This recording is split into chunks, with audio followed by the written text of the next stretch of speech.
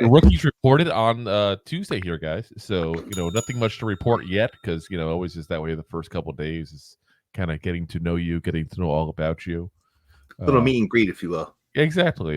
If anybody happened to pick up on the song reference, kudos to you. But we got to start off with Theo Johnson here, who was kind of a little surprisingly starting out of the PUP there. And no, we don't mean a puppy. He's starting on the physically unable to perform list. Are we getting puppies? No, we're not getting puppies. Can't have too many puppies as it is. I got 3 in my house. I can't deal with more, guys. I can't deal with 3 is enough. But yeah, so again, he started out the PUP list there. This is a little comment here from Art Stapleton on the X/Twitter, whatever you want to call it nowadays here. He says, Giants have placed tight end Theo Johnson on the active/PUP.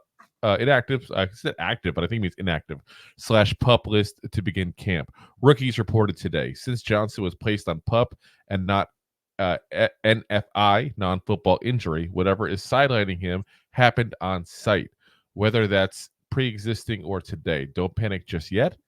Can come off at any time.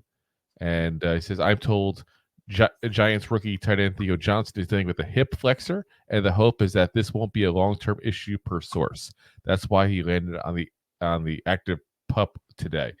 So, yeah, no word really on how he got injured. It's been kind of kept in the dark for us all there. So nobody expected it at all, and all of a sudden Tuesday just pops up on that list there. Now, for those who may not be aware of what a hip flexor injury is, luckily for y'all, snagging.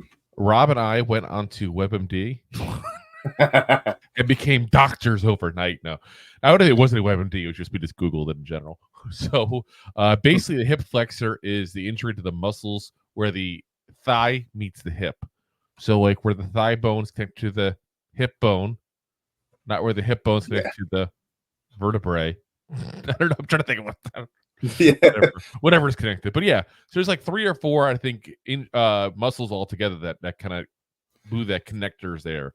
And Liddy, think about it. Anytime you shift, you move your leg, any of that stuff, you're using one of those muscles. Anytime you walk, anytime you sit, you're using that muscle. It's a very common sports injury, especially if you have lower back. Anytime you dance. Anytime you do coitus. No, but depends on a lot of times, like if you have lower back issues, your hip flexors are too tight and it's pulling your back forward. So a lot of physical therapy is dealt around hip flexors. Oh yeah, I mean, being an old guy myself, I have back injuries all the time, and whenever I do, it's really my hip that's out. It's actually off to the right.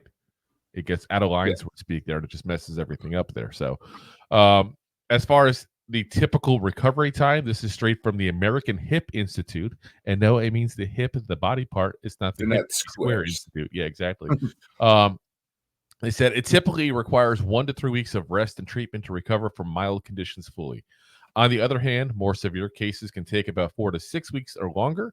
In addition, injuries that did not receive immediate treatment may take months to recover fully or may also cause chronic pain. Now, I think it's pretty obvious that, the Giants didn't just ignore an injury. That's not usually typically what NFL teams do, unless you're the Cleveland Browns. But who was it? What was the Cleveland Browns? Was it the Tampa Bay Bucks that got in trouble for injury issues? One of the teams got, I remember a couple of years ago, got it kind of, in trouble for telling players to kind of just walk it off. I have to look it up. I feel like that's Baltimore. That's like a Baltimore move. I don't want to get Browns. We won't say who. Yeah. Allegedly. Oh, no. That's it. Tampa's the one who got like a bacterial infection that went around the players. Yeah. How dirty their place was. Dirty Tampa. It's okay. I can say it. But yeah, so you got to think that it's going to be the 1 to 3 weeks or the 4 weeks to 6 weeks kind of variety. The problem we run into is we don't know when this happened. Now, what's interesting is what Art said as far as, he was placed on the PUP and not the NFI. So whatever siding him happened on site. So the question is, on site, does that count like when you're doing a workout on the property in between these weeks, between the OTAs and the camp starting here? Is this meaning that it's an injury that happened during OTAs? We don't know. I don't want to speculate and say, oh, we see based on the way he walked this day or whatever, but it's one of those things where you look at what the possibilities are, and it's got to be one of those two. It's got to be either he hurt himself during the OTAs, which you didn't hear anything about, or he hurt himself doing workouts on site in between the OTAs and the training camp. Yeah, the hip flexor is a weird thing because like you could get that, you could hurt it, I don't want to say pull it, but I guess you pull your hip flexor, but you could do that squatting.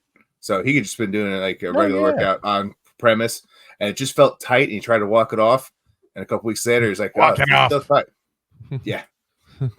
Yeah, that's what happens. I mean, that's the body in general. It's weird. You could do the stupidest, littlest thing sometimes, and it just hurts. So, not usually at their age, teeth. But brush your teeth. My shoulder. Brush your teeth. Yeah. Pull a shoulder. Brush your teeth, gag, and your back's thrown out. But we'll see what happens with Theo. I mean, I think it's got to probably be that scenario where he hurt himself working out, and if that's the case, at least he was working out and trying to keep himself in shape in between the two. It wasn't just going to Mexico and falling off an ATV or anything. So I'll give him the credit for that. Yeah. If that's what happened. It's something that is usually fixable, heals up, no problem. The Giants are obviously going to be proactive because they don't care as much as him being active during the training camp as they do him being active during the regular season. So, they're going to do right by him, right by us as a result as well. And, it doesn't sound like it should be something that lingers on throughout the year. They just want him fully healthy before they bring him back, so it doesn't linger on throughout the year there. So correct. Exactly. So if you like that clip, then you will love the full episodes too. Find us on your favorite podcast app and look for us on all your favorite social media platforms. Thanks so much. Please, I'm begging you. Please subscribe.